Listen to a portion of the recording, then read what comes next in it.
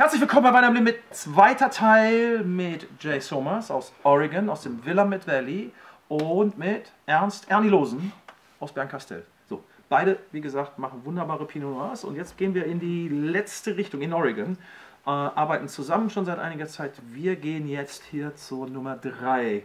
Bin ich sehr gespannt drauf. So, now we have wine number 3, Eola Amity, Eola Amity, Hills. You have all these strange and funky names in Oregon. Where did that come from? Many of them are Native American names. And you said, when we met at lunch, you said you also are a little Native American? That's correct. Yes?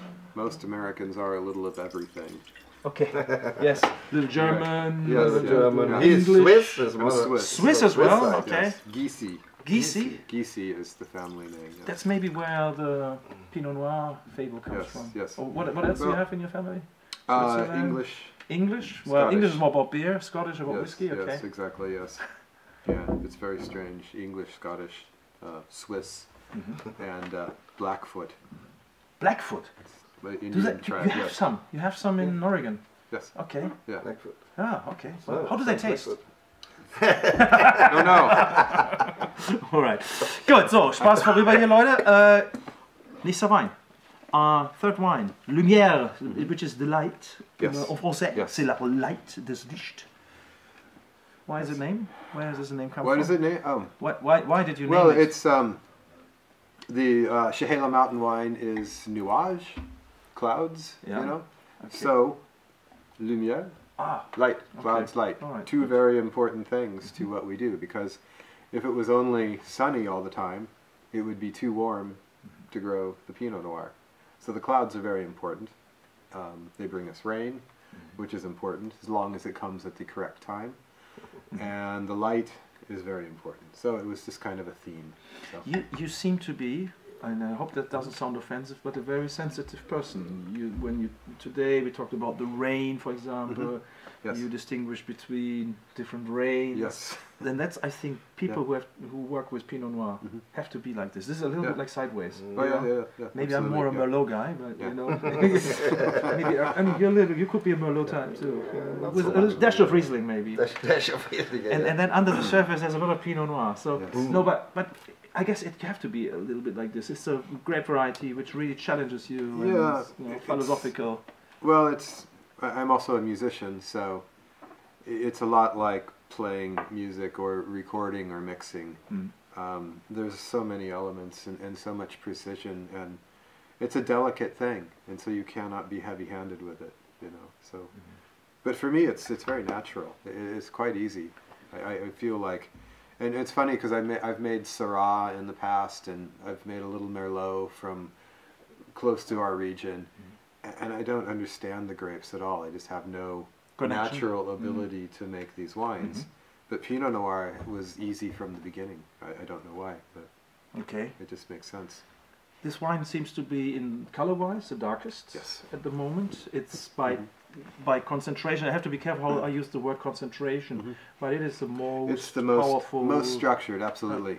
Well, down in the Eola Amity, the soils are not dissimilar from Dundee, but there's a lot of broken, as we say, basalt, which is volcanic rock.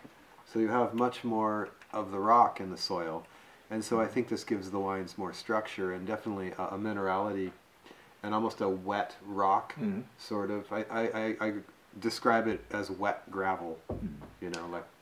The finish is really dry here. Yeah. I mean, tannin-wise, this is to me the strongest tannin. Oh, absolutely. Yeah, that always is. And this is basically for an area which has a young story, which is, I think, the challenge for you to identify. Sure, absolutely. How do you do it? You talk a lot to your neighbors, or is that okay? You do it with scientific things, research. Well, we look at number one, soil type. For me, it's very important to see what the soils are. Although soils aren't 100% what identifies a region, you also have how the wind comes and the exposure and how the temperature works. This area is actually, it's to the south of the other areas, but it's the coolest because there is more of a direct channel from the Pacific Ocean directly aimed at the Eola Amity Hills.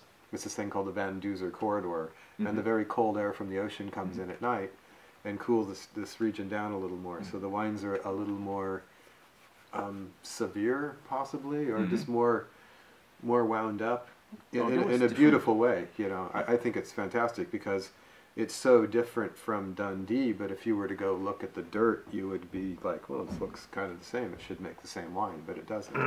Es ist halt immer eine Kombination aus Terroir und Mikroklima, ne? Und wir wissen halt einfach nicht, wie viel ist jetzt Terroir, wie viel ist der Dirt, ne? Wie viel ist das Mikroklima, wie viel ist Exposure, wie viel ist Inclination, you know? Aber das Zusammenspiel dieser ganzen Komponenten, das macht das Terroir und das macht den Unterschied der Weine. Und ich glaube, das zeigen ja auch die 3 Weine sehr schön. Ne? Das sind 3 verschiedene AVAs, in Burgund würde man sagen 3 verschiedene Village-Weine, aber sie sind ja alle sehr distinkt, sehr distinkt unterschiedlich. Winemaking ist ja das Gleiche, Winemaking ist gleich, aber was kann dann der Unterschied nur sein? Der Terroir. Ne? Der Spaß für mich jetzt mal unabhängig davon, dass das natürlich für euch ist, natürlich Jungs hier klasse, sind wir mal ein bisschen da und mal da und finden mal. Aber der Spaß für euch ist ja überall einen Sandkasten haben, ne? Ja, so, ja, das ist ja doch ist auch ein bisschen toll, ne? Also, aber was ich eben klasse finde für euch, das sind ja verschiedene Dinge, die sich hier lösen. Zum einen eben, dass man in Amerika, in diesem Fall in Oregon, sehr, sehr stark schon Wert auf regionale Unterschiede legt. Dass das in den letzten Jahren immer mehr herausgetreten ist, dass man auch weiß, wie man es bekommt. Und das andere finde ich eben auch so super spannend, wie man eben mit Säure hier umgeht, mit Alkohol umgeht, dass ihr in der Lage seid, Weine zu machen, die eher fein sind, weil man ja euch doch gerne in eine Schublade steckt, wo ihr gar nicht reingehört. I was talking about the drawer system, where a lot of people, they try to make life easy nowadays, you know, American wine, drawer, bob, close, and basically this is the proof that you should be careful. This is to open the drawer. This is to open the drawer. It's the opposite, you know. It's the opposite. That's, do you do Pinot Noir at the Mosel? Nein, wir machen keinen Pinot Noir. Wir machen Pinot Noir in unserem Weingut in der Pfalz. Ne? Also, ne?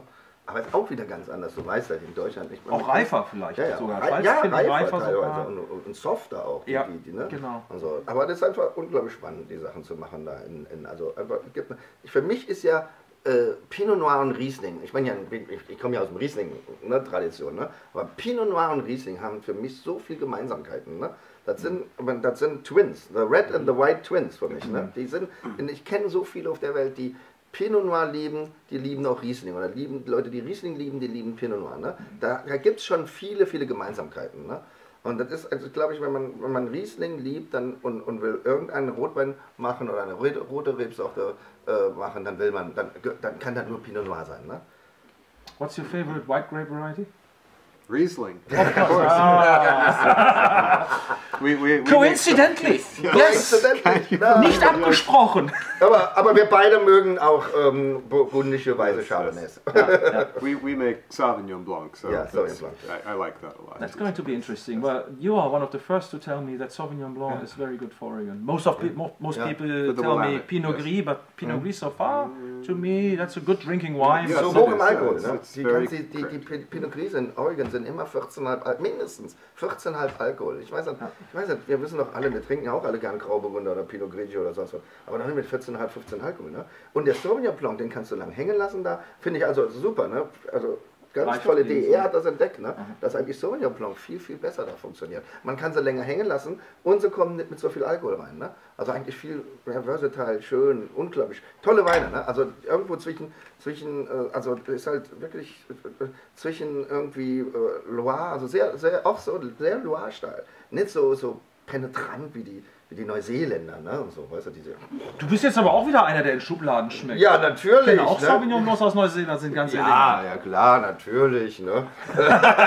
So, wir brechen jetzt ab an dieser Stelle. Also ich denke, dass eine schöne Lektion, a good lesson. Is there anything you might like to know from them? Normally that's what we do. Sometimes people do give us a kind of an answer or questions. Do you have a question for the German? For the Germans? For the German viewers? For the German it's like, how did you beat Brazil by 10 points? I mean, holy crap. That was astonishing. Wir sind Papst. Wir sind Weltmeister. That's what I want to know. Yes, that's interesting. How did you do it, by the way? I guess there was only 9 or 10 guys to ask the question too. So you watch soccer? Oh yes, absolutely. Do you care for soccer? Oh, love it. Okay, you're the first American It's I met. my favorite. World Cup is my favorite sporting event. Okay. Absolutely. There's a lot of Americans actually that absolutely love it. Yeah, since the days of Franz Beckenbauer. Yes. Franz Beckenbauer. Portland, where I'm from, is a huge soccer town. Is it? Yeah. Well, yes. but it's within the state of Cascadia, so. Yes, exactly. Yes. Yeah. Yes. So it's a little different. The country. Yeah. It's very, very European. So jetzt wird's aber wirklich hier, jetzt geht los. Hast du noch eine Frage, Ernst? Oh. Wie viel habt ihr im Keller? Ja, jetzt fällt mir aber nichts ein hier. So, Ja, ne? das ist auch schön. Also dann können wir das doch so. Ich finde das auch viel besser als Fußballmusik. Fällt mir jetzt mal wieder nichts ein dazu. Ne? Ja, also, nee, dann sagen wir so. Dankeschön fürs Zuschauen, liebe Valinauten. Bleibt dabei. Dankeschön nochmal an Ernst Ernie und Jay Sommers von Oregon. Weg kommen die. Ciao. Ciao.